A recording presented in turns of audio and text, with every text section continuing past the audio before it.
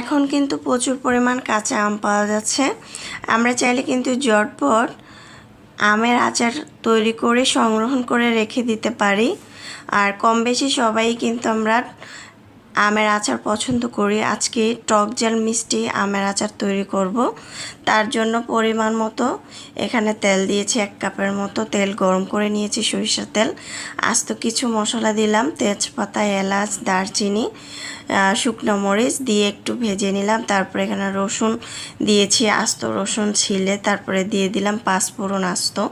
যখন এটা ভাজা হবে তখন দিয়ে দিচ্ছি এখানে কাঁচামরিচ আর সরিষা একসাথে আধা ভাঙা করে নিয়েছি।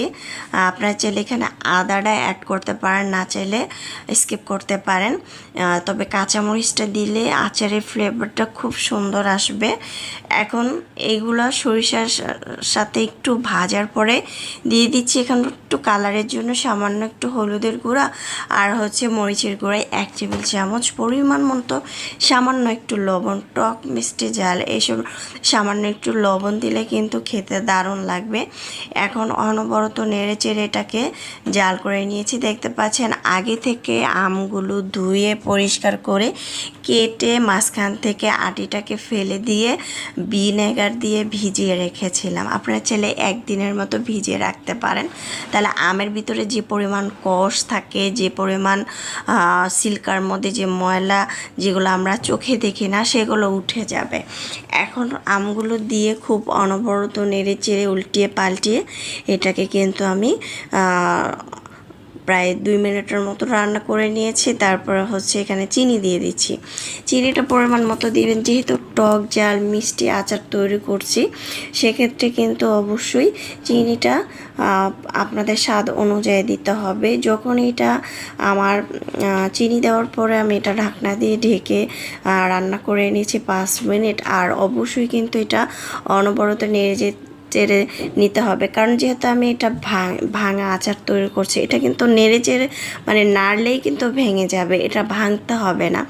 যেহেতু আমি টক ঝাল মিষ্টি আচার তৈরি করছি সেক্ষেত্রে আমি এটা ভেঙে তৈরি করছি। তারপরে এটাকে রান্না করে নিলাম প্রায় 10 মিনিটের মতো।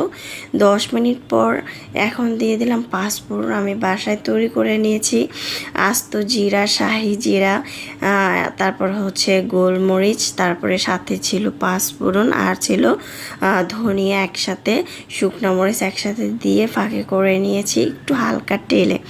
তারপরে এটাকে একটি বাটিতে পরিবেশন করে নিচ্ছি। এটা কিন্তু 2 দিন পরে গিয়ে আমি আচারটা একটি বাটিতে পরিবেশন করে নিচ্ছি।